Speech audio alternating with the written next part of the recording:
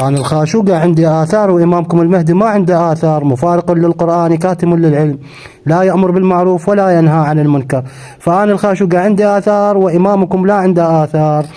اتقوا الله وصححوا دينكم وعقيدتكم، واصبحوا مثل زرارة وهاجروا إلى الله وإلى رسوله. خلصت التهريج؟ تفضل. خلصت لا لا؟ تفضل، أقول لك تفضل، هات ما عندك. بربك بدينك بمعبودك. أسألك سؤال بسيط جدا. تفضل. عندك غير سؤال؟ تفضل، هذا سؤال. إن كان للمهدي آثار فتفضل هات. اوقف عندك غير سؤال؟ لا لا لا. رحم الله والديك. عندك جوجل؟ ايه. رحم الله والديك. روح على خطبة السيد الصرخي في عام 2002. ايه. منطيك هو الاثار كامل. انت جاي تطلبها مني يا رجل؟ اخذها من عنده. انت قول لي انت مرجعي. إيه؟ انت شفت الامام، استشاريت الناحيه المقدسه وشفت الامام، والامام انطاك 2002 الامر المولوي، وزوجت اختك للامام. غير 2002 اثاره كان موجود. هسه وين اثاره؟ روح بس قول له هالقد، لا تقول له شيء. بس خليك هادئ واسمع تعال عليها بعدين. انا اعطيك الاثار من عندي بعدين.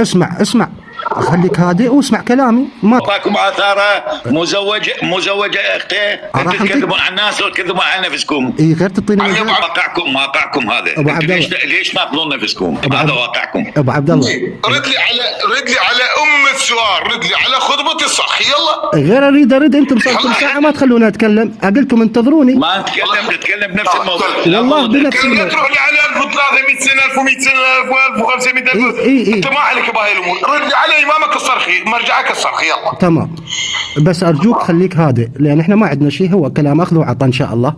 الله يحفظك. انت قلت انه الصرخ التقى بالمهدي، مو هذا كلامك؟ الصرخ التقى بالمهدي او المهدي التقى بالصرخي. 1130 سنه المهدي ما عنده اثر الا اللقاء بالصرخي، فهذا الاثر اخذناه من الصرخي. والصرخي ماذا وجد ان المهدي عاطل عن العمل، غير امر بالمعروف، لا ناهي عن المنكر، مفارق للقران. انت تكذب على نفسك، تكذبون على الناس. فوجد قفاص 56.